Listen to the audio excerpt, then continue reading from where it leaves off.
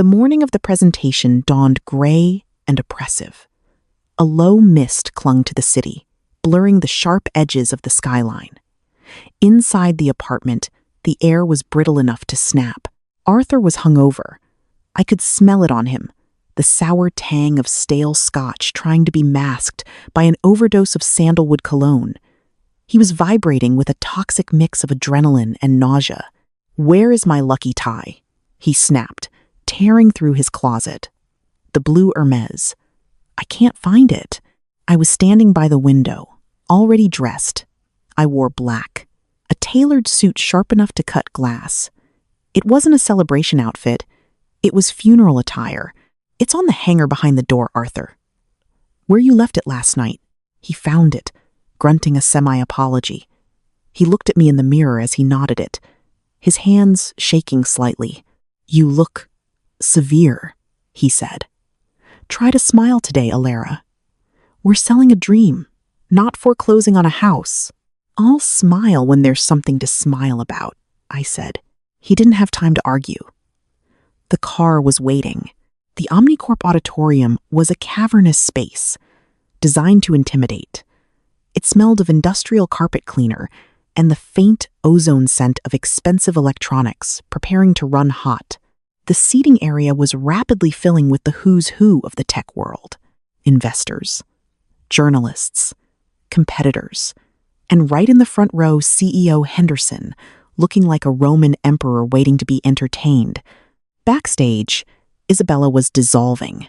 The scent of synthetic roses was overwhelming, practically radioactive with her nervous sweat. She kept smoothing her skirt, her hands trembling uncontrollably. "Artie, the latency on the final test run was 0.4 seconds higher than yesterday," she whispered, her eyes wide with panic. "What if it lags during the live mobile sync?" Arthur gripped her shoulders, his knuckles white. "It won't lag. You said yourself, you patched it. Stop spiraling, Isa. You look weak." He turned to me, his eyes hard. "Elara, handle her. Get her water. Make sure she doesn't throw up on stage." I looked at Isabella, a terrified child playing dress-up in a stolen career. I felt nothing. "Here," I said, handing her a bottle of water. It was room temperature. "Drink. It'll be over soon." Oh, how true that was. The house lights dimmed. A hush fell over the auditorium. The massive screen behind the stage flared to life with the Nexus logo. Dramatic music swelled. Arthur walked out to polite applause. He looked the part. The visionary leader. He began his speech, his voice smooth, practiced, hitting all the buzzwords Henderson loved. Synergy, paradigm shift, future-proofing. He was doing well. I stood in the wings, watching the monitor. I saw Henderson nodding in the front row. The hook was set deep. Then it was Isabella's turn. She walked out, a little unsteady on her heels. She took the clicker from Arthur. "The Nexus platform isn't just about data storage," she began, her voice wavering slightly before finding its strength. "It's about fluid integration across all devices. Seamless, instantaneous." She began the live demo. On the big screen, the desktop interface appeared. It was sleek, fast. The audience murmured appreciatively. "Now, watch as we transition this entire 50 gigabyte live dataset to a mobile environment in under 3 seconds, she said, tapping the tablet in her hand. This was it. The moment. On the screen, a loading bar appeared. It moved quickly to 90% and stopped. A second passed. 2, 3. The silence in the auditorium grew thick, heavy. Isabella tapped the tablet again. Nothing. The loading bar hung there, a frozen monument to their arrogance. "Just a moment," she laughed nervously into the microphone. "Little network hiccup. The Wi-Fi in here is notorious." She tried to refresh. The screen went black for a terrifying second. Then it flashed red. A critical error message appeared. Not a polite, "Please try again." A raw, ugly system dump filled the massive screen. Lines of white text detailing a catastrophic memory cascade failure. The audience gasped. I heard a distinct, "What the hell?" from the front row. Henderson. On stage, Isabella looked like she had been shot. She stared at the screen, her mouth open, no sound coming out. Arthur tried to salvage it. He stepped up to the microphone, his confident facade cracking. Ladies and gentlemen, these things happen in live demos. It's obviously a minor hardware issue. If we could just... The screen flickered again. The error message vanished, replaced by the system log, the one I had ensured would display in case of a crash. It scrolled rapidly, but the key words were legible to everyone in the room. Error. Security protocol bypassed. Error. Redundancy check failed. User authorization. I, Rossi. A murmur went through the crowd. This wasn't a hardware glitch. This was incompetence. Henderson stood up in the front row. His face was a thundercloud. Arthur, he boomed, his voice not needing a microphone. Explain this. Now. Arthur was sweating profusely. The sandalwood scent was gone, replaced by the acrid smell of fear. He looked at Isabella, who was paralyzed. He needed a scapegoat. He turned to the audience, pointing a shaking finger toward the wings. Toward me. It's the foundational code, he yelled, desperation seeping into his voice. Elara Vance. She built the core architecture. We told her it was unstable, but she insisted on using outdated protocols. The spotlight swung to the side of the stage, finding me in the shadows. Every eye in the room turned to me. In my last life, I would have crumbled under that weight. This time, I walked out onto the stage. My heels clicked sharply on the polished floor. The sound echoed in the stunned silence. I didn't look at the audience. I didn't look at Arthur. I looked straight at Henderson. That is an interesting theory, Arthur, I said, my voice calm, amplified by the microphone Isabella had dropped. But incorrect.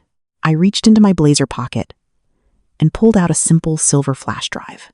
Mr. Henderson, I said, the crash you just witnessed was indeed caused by a bypassed safety protocol, a protocol that was active and stable in the final version of the code I submitted 3 weeks ago. I walked to the podium and plugged the drive into the main console. However, I continued, typing on the keyboard. The version Isabella and Arthur presented today was not that version. I brought up a side-by-side comparison on the big screen. On the left, my original code. On the right, the butchered version Isabella had been working on. As you can see from the timestamps, I said, pointing to the screen, the redundancy checks were manually disabled by user I, Rossi 14 days ago. The email logs I am now displaying show Arthur Crane instructing her to do so to trim the fat for the presentation. The emails appeared on screen. The audience whispered excitedly. This was better than a tech demo. This was a public execution. Arthur's face went gray. That's faked. She's lying. She's jealous because I promoted Isabella. Am I? I asked. I looked toward the back of the auditorium. Mr. Thorne, if you would. The doors at the back of the hall opened. Marcus Thorne walked in, flanked by 2 severe-looking paralegals carrying briefcases. He looked like a grim reaper in a 3-piece suit. He walked down the aisle, the crowd parting for him. He stepped onto the stage and handed a thick manila folder to Henderson. Mr. Henderson, Thorne rumbled. I represent Miss Vance. This folder contains notarized digital logs, time-stamped emails, and security footage confirming a month-long conspiracy by Mr. Crane and Miss Rossi to commit intellectual property theft, corporate espionage, and gross negligence resulting in the failure you just witnessed. Henderson opened the folder. He read the first page. His face turned a shade of purple I had never seen before. He looked up at Arthur and Isabella, who were huddled together on stage, looking like rats caught in a spotlight. Is this true? Henderson demanded, his voice icy. Arthur tried to speak, but only a squeak came out. Isabella was openly weeping now, her mascara running down her face in black streaks. Get out, Henderson said. It wasn't a shout. It was worse. It was a dismissal. Both of you. Get off my stage. Get out of my building. Security. 2 burly security guards materialized on stage. They took Arthur and Isabella by the arms. "Wait!" Arthur yelled, trying to pull away. He looked at me, his eyes wild with betrayal. "Elara, tell them! Tell them you approved this!" "You said Isabella should take the lead. You set us up." I looked at him, really looked at him. He was pathetic, a man whose entire worth was built on the ideas of others. "I gave you exactly what you wanted, Arthur," I said softly, so only he and the guards could hear. "I gave you enough rope." As they were dragged off stage, the silence in the auditorium was absolute. I stood there alone, the center of a storm I had summoned. Henderson walked up to me. He looked shaken. "Elara, I don't know what to say. If this is true, the company owes you a massive apology. We need to fix this. We need to get the real Nexus code running." I looked at the man I used to admire. He was just another piece on the board. "You have the code, Mr. Henderson," I said, gesturing to the drive I had plugged in. "It's all there. The real version." "Excellent," he said, relief washing over his face. "We'll regroup in the boardroom. You'll take lead, of course. We can spin this. A momentary setback." "No," I said. He blinked. "Excuse me?" I said, "No, I'm not taking the lead. I resign. Effective immediately." A ripple of shock went through the front row. "Resign? But Elara, you won. You proved them wrong. This is your moment." "This wasn't about winning, Mr. Henderson," I said, my voice flat. "This was about cleaning house." I turned to walk off stage, then stopped. I looked back at Marcus Thorne, who gave me a barely perceptible nod. "Oh, and one more thing," I said into the microphone. "Mr. Crane might find it difficult to pay back the company for the damages caused by his negligence. You see, as of this morning, his personal assets have been frozen due to a pending lawsuit for financial fraud involving my personal accounts." I didn't wait for the reaction.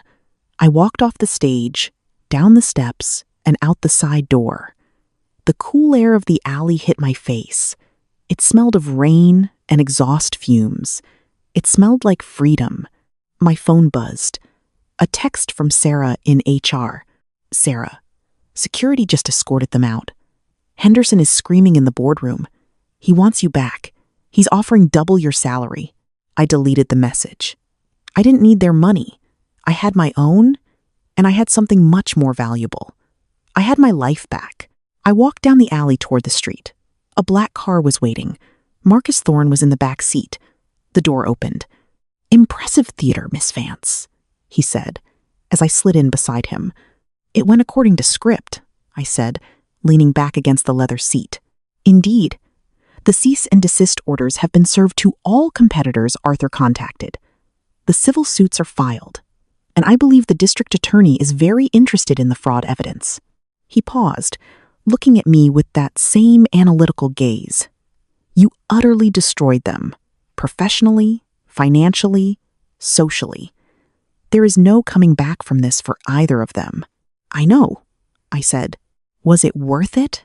I looked out the window as the car pulled into traffic. I saw a billboard with Arthur's face on it, advertising the Nexus launch. Workers were already starting to paste a canceled banner over it. I thought about the cold concrete of the parking garage in my last life, the sound of their laughter. "Yes," I said. It was. The car sped up, merging into the flow of the city, leaving the wreckage of my past life behind in the rearview mirror. Act 4 start. The fallout was swift, brutal, and terribly public. I didn't watch it on the news. I didn't need to. I had front row seats in Marcus Thorne's office 3 days later for the depositions. The room smelled of stale coffee and expensive leather. The fluorescent lights hummed with an irritating buzz that seemed to bore into my skull. Isabella was first. She looked 20 years older than she had on stage. The designer clothes were gone, replaced by a baggy gray sweatsuit. Her hair, usually coiffed to perfection, hung limp and greasy around her face. The smell of roses was gone, replaced by the sour odor of unwashed anxiety. She sat across the long mahogany table, flanked by a court-appointed lawyer who looked like he'd rather be anywhere else. She wouldn't meet my eyes. "State your name for the record," Marcus rumbled, his voice filling the small room. "Isabella Rossi." She whispered. "Miss Rossi, were you aware that the code you presented at the Nexus launch had been altered to bypass critical safety protocols?" She started to cry. Not the pretty, delicate tears she used to use to manipulate Arthur. These were ugly, snotty sobs of terrified ruin. "Arthur made me do it," she wailed, her voice cracking. "He said we needed to show speed. He said Elara's safety checks were just bloat. He promised he would take the blame if anything went wrong." Marcus slid a piece of paper across the table, a printout of an email. "This is an email from you to Mr. Crane, dated October 20th. In it, you state, and I quote, 'I already trimmed the redundancy checks. Who needs triple-layer security anyway? We're gonna own this town. Do you recognize this communication?'" Isabella stared at the paper as if it were a death warrant. Her lawyer put a hand on her arm to silence her, but she was past the point of legal strategy. She looked up at me then. Her eyes were red rims of accusation. "You knew," she hissed. The venom was still there, but it was weak, diluted by fear. "You knew we were doing it. You helped me fix the glitch. You told me I was doing great." I leaned forward slightly, clasping my hands on the table. My voice was quiet, calm, and utterly devoid of pity. "I told you to bypass a cache to fix a symptom, Isabella. I didn't tell you to ignore the systemic failure creating the symptom. A competent director would have known the difference. You wanted my job. I let you have the responsibilities that came with it, including the responsibility for failure." She flinched as if I'd struck her. "You set us up. You're evil." "No," I said. "I'm just thorough." Arthur was next. He walked in trying to maintain a shred of his former swagger, but it was a pathetic pantomime. His expensive suit was rumpled, as if he'd slept in it. He hadn't shaved in 3 days. The scent of stale alcohol wafted off him in waves, overpowering even the lingering memory of sandalwood. He sat down, glaring at me with a mixture of hatred and disbelief. His lawyer was a slick, expensive-looking man I recognized from the social pages. Arthur must have burned through the last of his credit to hire him. The deposition was a farce. Arthur denied everything. He blamed Isabella. He blamed the hardware manufacturers. He blamed me. "It was sabotage," he shouted, slamming his hand on the table. "She was jealous. She couldn't handle that I was the visionary, and she was just a code monkey. She planted that bad code." Marcus calmly produced the security logs. The video footage of Arthur entering my office when I wasn't there. The digital forensics showing the files being copied to his private server.